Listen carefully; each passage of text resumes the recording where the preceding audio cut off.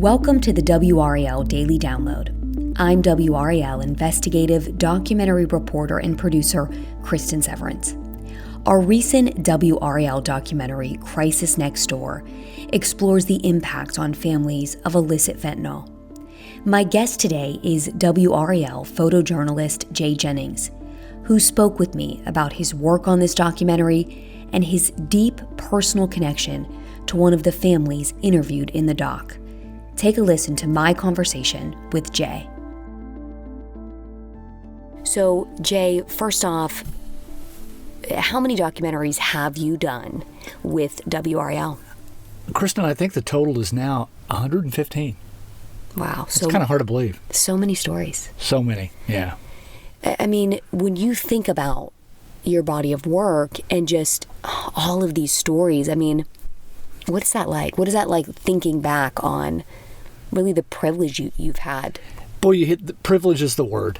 So many people have shared so many heartbreaking, delicate, personal stories with us over, I've been in the documentary unit since about 94, and it is a privilege to be able to share those stories with the viewers. And boy, I don't know that it got any more heartbreaking and personal than with this one.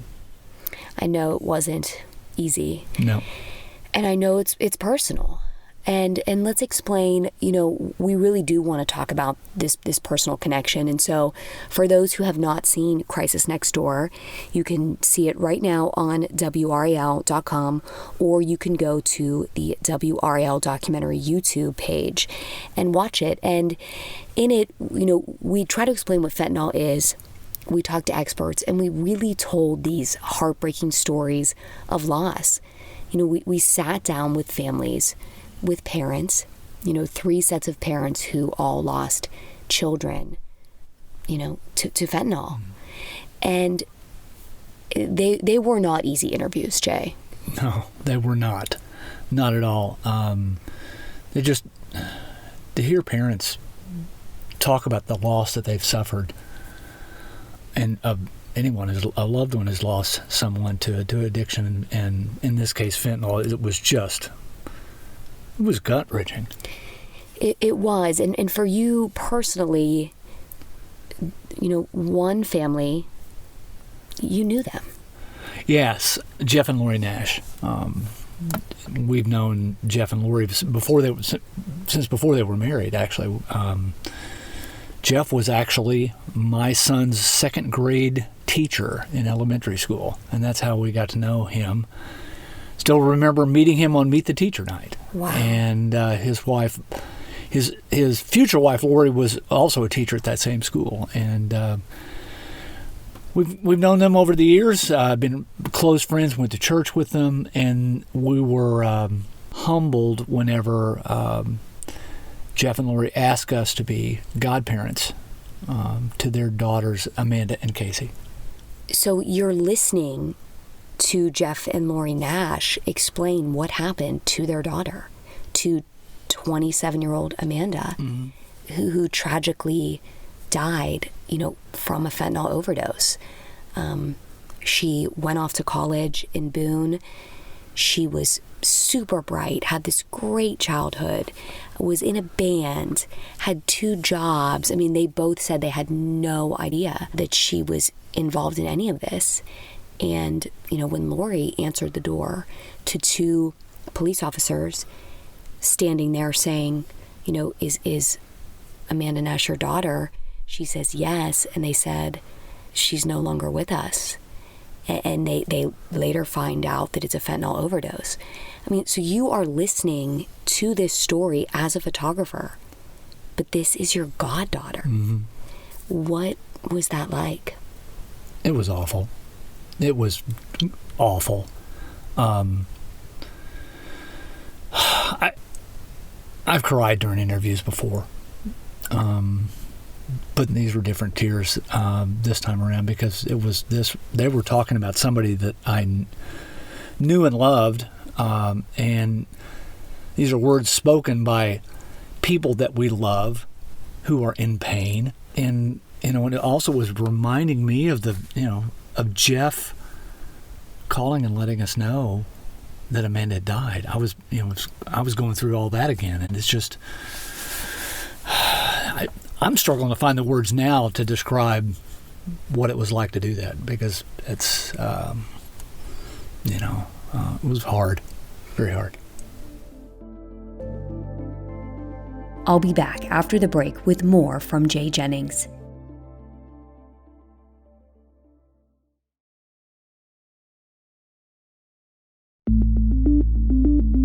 Back to my conversation with WRAL photojournalist Jay Jennings about the impact of fentanyl on families. I asked him what stories, like his goddaughter's, show about the crisis. No family is immune. You are probably closer to opioid addiction than you ever dreamed that you would be. Mm-hmm. So many families are touched. I mean, it's just one or two steps away from you. It's a dad, it's a mom, it's a daughter, it's a cousin, it's a brother, it's a sister, it's a coworker. And again, it nobody is immune. And it's in the cul-de-sac, right? It's in the cul-de-sac. It is the crisis next door. I think that the title of it that we selected for the documentary really drives it home. This isn't, we always have this vision of, these drug addicts, somebody who's struggling with addiction, and they're on the streets, mm-hmm. Under a bridge somewhere, and this, as we were told during the by some of the experts, more overdoses now are happening in bedrooms mm-hmm. than anywhere else. If that doesn't say it's in the cul-de-sacs and in the suburbs, I'm not sure what does. You're so right. And I think that kept coming up in all these interviews we did, whether it was your personal connection, whether it was the experts we interviewed, having their own personal stories. And, something we've had so many conversations about this. And I said, if you don't know someone struggling with addiction, you're so privileged. And then you said something to me. You said, well, if you don't know it, you're just not. You just don't know it because it's going on. You do know someone. Yeah, right? You do know someone. You just don't know that you know someone. Right. Like you haven't asked the question. Right. You're not kind of looking maybe at your relationships close enough. So what, so you are retiring mm-hmm. after 43 years at mm-hmm. WRAL, yep. 25 years on the doc unit. This was your last full project. Mm-hmm. What are your thoughts on this being the last one? I think it's as hard as it was. I think it's appropriate that it's my last one. It's appropriate because it is so personal, and this is one I just couldn't. I couldn't just let slide and mail it in mm-hmm. and take the easy out on this one. I had to be 100% in.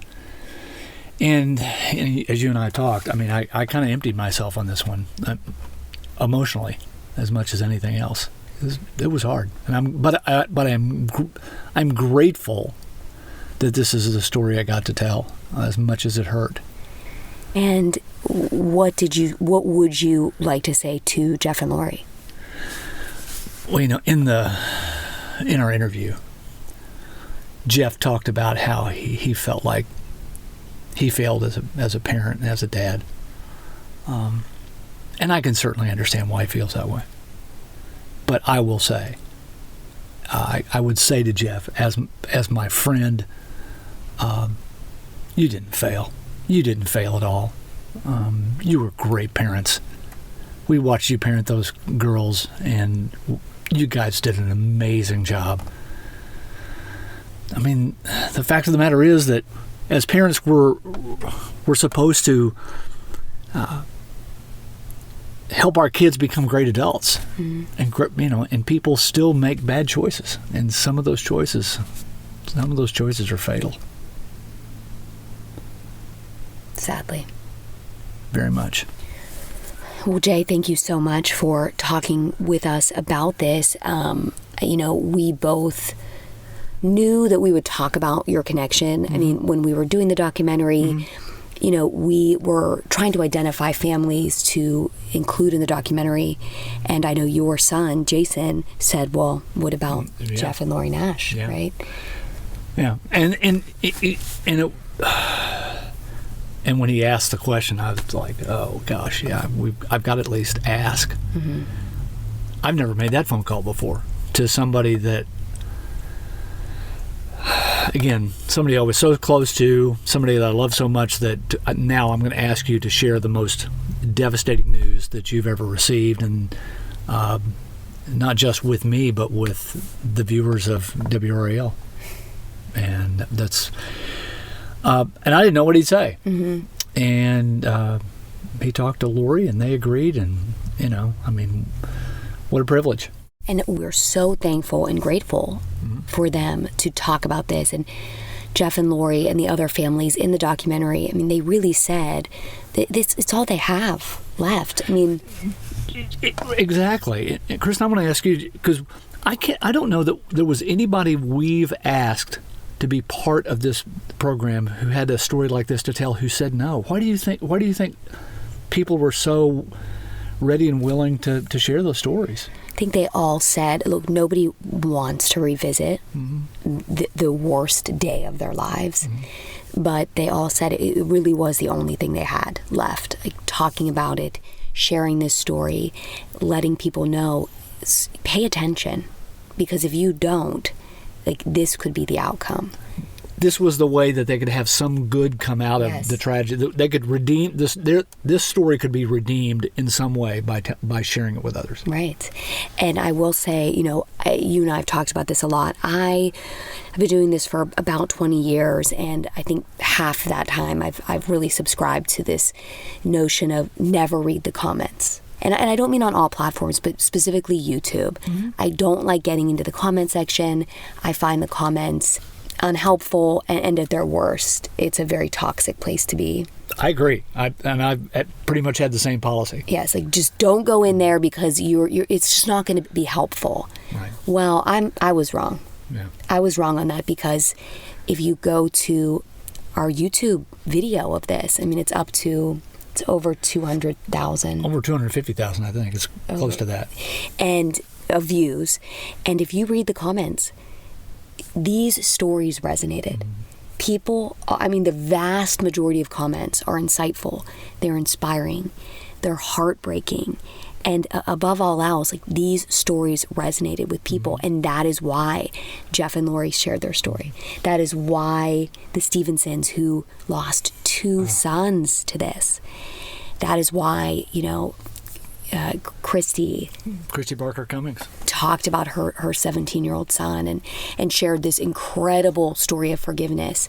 And so, we did not want to mess this up, and we wanted to, just honor these victims. And I really think by the comments, I think, these parents, they did, they set out to help others, and I really think they are.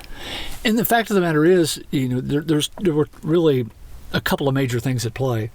One was what you're talking about. This was their stories. While I had a connection, and there was a story kind of behind the story. The initial story of Christy and Jeff and Lori and Will and Diane, this was their stories. These stories belonged to them. And the other fact of the matter, from a television production standpoint, we have 24 minutes to get this done, and we saw no reason to sacrifice any of that to include this at this point. Right. So we have talked about, we knew we were going to explore and talk about your connection to Amanda. we knew we were going to do it as a story. So, we did a follow-up story for the news. You can also find that on our website. But we just didn't want to put it in the documentary. And you felt strongly about that. Very strongly. And why? It's not my story. This, in particular, when it comes to the Nashes and Amanda and Jeff and Lori and their daughter Casey, this is their story, not my story. I felt like I was in that format, in those 24 minutes. I would be injecting myself into the story that in a way that wasn't appropriate at the time. Again, I think there is a time and a place for it. Right. And I think we just had to find the time and a place for it. Right. And I think this is it. Yeah. I think being able to explain that connection and to show it impacts everyone, even the man even the man behind the lens, right? Even the man trusted to tell this story. And it's a reminder that the people who do this, who tell the stories, are also people too. Right. Anything else you want to share? No. Well, thank you so much. Thank you. And thank you for listening to this conversation. Again, you can find the story about Jay and his goddaughter, Amanda Nash, on WRAL.com. You can also find our latest documentary, Crisis Next Door, on WRAL.com or on the WRAL documentary YouTube page. Thank you so much.